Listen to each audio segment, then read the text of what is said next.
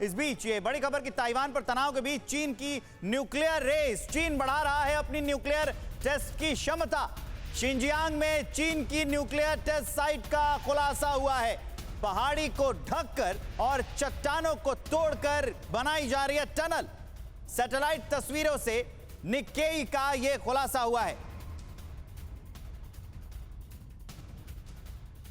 और वहीं अमेरिका से तनाव के बीच चीन ने पहली बार दिखाई किलर मिसाइल। चीन ने अपनी एयरक्राफ्ट कैरियर किलर मिसाइल का प्रदर्शन किया है। Aircraft carrier killer missile DF-17 का फुटेज जारी किया गया है चीन की तरफ से, जो हम आपको दिखाने जा रहे हैं। चीनी सेना ने वीडियो 81 सेकेंड्स के नाम से शेयर किया है। Aircraft carrier killer hypersonic missile को रोक पाना असंभव बताया जा रहा है, नामुमकिन बताया जा रहा है चीन की तरफ से। ये देखिए तस्वीरें आपके सामने। लोग कहते हैं महिलाओं के लिए ही टीवी सीरियल बनाई जाती है, आप उसे बदल दो। सफल महिलाओं से सफलता का पाठ पढ़िए। फ्रीडम ऐप को अभी डाउनलोड कीजिए।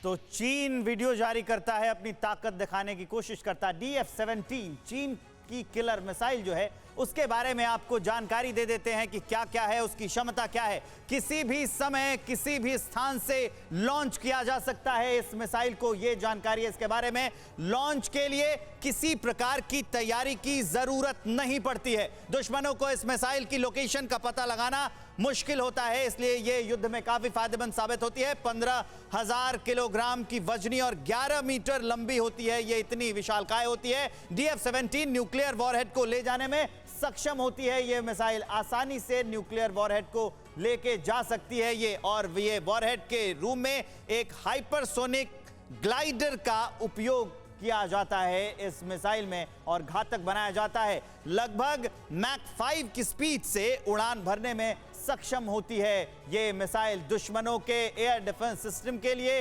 इसे रोकना लगभग असंभव माना जाता है। दुनिया एक अलग दौर से गुजर रही है बहल सर, और उसमें चीन की ये न्यूक्लियर रेस कहां लेके जाएगी? देखिए, अब चीन के पास 320 से 350 न्यूक्लियर वेपन्स हैं, और ऐसा नहीं है कि बहुत ज़्यादा है। अमेरिका के सामने जो कि 9,000 से 10,000 न्यूक्लियर वेपन्स के करीब आते हैं, तो कहीं भी कुछ भी संख्या नहीं है। लेकिन अमेरिका का अगर आप देखें तो जो डिस्टेंस है ताइवान से वो बहुत दूर है, कई हजार मील है, जबकि चीन 160 किलोमीटर दूर है। तो अगर चीन चाहे तो रैपिडली एडवांस कर सकता है और सपोर्ट कर सकता है अपने एक्शंस को, लेकिन अमेरिका नहीं कर सकता। इसलिए अमेरिका ज्यादा जोर नहीं कर सकता, और चीन को यह लगता है कि अमेरिका की न्यूक्लियर शक्ति इतनी बड़ी है कि अगर वो अपनी न्यूक्लियर शक्ति को एक स्ट्रीमलाइन करके फिनिश दे, जैसे कि उसने 2 बैलिस्टिक मिसाइल और क्रूज मिसाइल का इस्तेमाल कर रहा है, चाहे वो स्ट्रेटेजिक बॉम्बर से कर रहा है, चाहे वो जमीन से कर रहा है, चाहे वो नेवल शिप से कर रहा है। इसी वजह से डोंगफ्लाइन 17 जो आपने अभी मिसाइल दिखाई, मीडियम रेंज बैलिस्टिक मिसाइल है, ये बहुत अहम हो जाती है। तो साउथ चाइना सी के अंदर, ताइवान स्टेट के अंदर इसका इस्तेमाल किया जा सकता है as a anti aircraft carrier missile. और आजकल एंटी एयरक्राफ्ट कैरियर DF-17 की जो विशेषताएं अभी विवेक ने भी इंफॉर्मेशन वॉल के जरिए हमारे दर्शकों को बताई, क्या आपको लगता है वाकई इतनी काबिलियत है इस किलर मिसाइल में, जैसा कि प्रस्तुत किया जा रहा है चीन की तरफ से कि भाई दुनिया के किसी मुल्क के पास इसका तोड़ मौजूद नहीं है? वाकई इतना मादा है या ये सब दावे हवा हवाई है?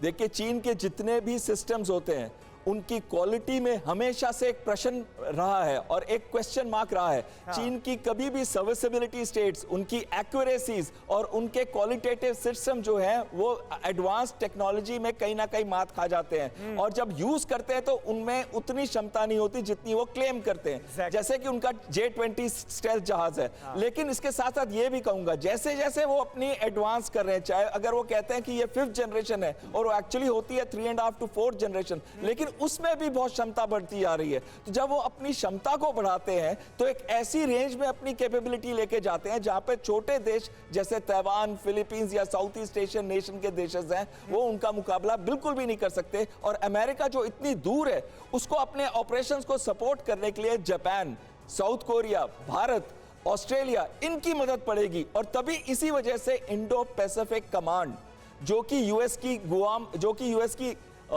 उनके आइलैंड्स में है, उस पे विजिट किया है नैन्सी पेलोसी ने, और उनको एक पूरी विजिट की ब्रीफ दी गई है उन आइलैंड्स के अंदर।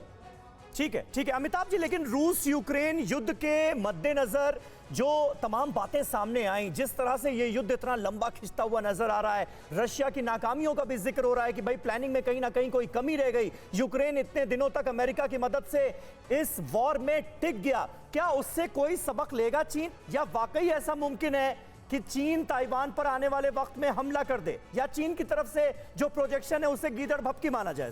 देखिए, चीन हमेशा दबाव बनाए रखेगा ताइवान पे कि वो उसको एनेक्स करना चाहता है या अपने आप में मिलाना चाहता है। वो तो मानता ही है, वन चाइना पॉलिसी के अंतर्गत हम सब मानते हैं कि वो चीन का पार्ट है। लेकिन चीन, वो कहते हैं, वो थ्रेशोल्ड क्रॉस नहीं करेगा। उसके कई कारण हैं। एक तो है कि चीन के अंदर ताइवान के बहुत ज़्यादा इन्वेस्टमेंट्स हैं जिसको अस्थिर करना नहीं चाहता है। दूसरा, चीन अगर चाहे भी तो ताइवान को इतना इजीली इंटीग्रेट नहीं कर सकता, जिस तरह हांगकांग के साथ किया उसने, 20 साल बाद उसको लगभग अपने में मिला लिया। तीसरी सबसे बड़ी बात, अगर चीन को छेड़ा जाता है, अगर ताइवान में नैन्सी पेलोसी चली जाती हैं या कुछ भी ऐसा होता है, तो एक नया ध्रुवीकरण शुरू होगा, जिसके चलते बाइडेन और अमेरिका शायद अभी बैकफुट पर है। वो है वेस्ट एशिया का फ्रंट खुल जाएगा। ईरान, रूस, चीन और जितने भी इनके मित्र राष्ट्र हैं वो सारे साथ आ सकते हैं। हो सकता है ईरान को प्रोवोक करके वो इजराइल पे अटैक करने की बात करने लगे, या वाइसी वर्सा। तो अगर ऐसा होगा तो एक विश्व युद्ध की स्थिति जैसी बनती जाएगी, जिसको अमेरिका बिल्कुल नहीं चाहता है कि ऐसा हो। अमेरिका के अगर नेशनल सिक्योरिटी स्ट्रैटेजी है 2022 अगर देखें, उसमें 4 मेन मुद्दे हैं। उन 4 मेन मुद्दों में सबसे इंपॉर्टेंट 2 मुद्दा, जो 4 पॉइंट्स के 2 पॉइंट्स हैं, उसमें कहता है किसी भी तरह पीआरसी को, पीपल्स रिपब्लिक ऑफ चाइना को कंटेन करना है। इसके लिए हमें एक नेबरहुड में ऐसे बैठना है, बिछाना है जाल, कि किसी भी तरह वो अपने आप को एक्सपेंशनिस्ट पावर की तरह नहीं दिखा पाए। ठीक है। तो इस तरह से अमेरिका के लिए बहुत जरूरी है कि चीन को शांत रखा जाए, और अमेरिका के लिए यह भी बहुत जरूरी है कि चाइना का जो अभी इन्फ्लेशन हो रहा है अमेरिका में, हम सब जानते हैं, अगर चाइना सप्लाईज बंद कर देता है या सप्लाई चेन टूटता है तो इन्फ्लेशन बढ़ जाएगा। 40 साल बाद अमेरिका में इतनी ज्यादा इन्फ्लेशन हुई है जिसका कोई काट अभी दिख नहीं रहा है। पेट्रोल की प्राइसेस वहां 80 रुपए लीटर है, जो हमारे यहाँ फिर भी इन्फ्लेशन है। अमेरिका के जो अंदरूनी हालात हैं उनके मद्देनजर भी चुनौतियां काफी ज्यादा हैं। लोग कहते हैं महिलाओं के लिए ही टीवी सीरियल बनाई जाती है, आप उसे बदल दो। सफल महिलाओं से सफलता का पाठ पढ़िए। फ्रीडम ऐप को अभी डाउनलोड कीजिए।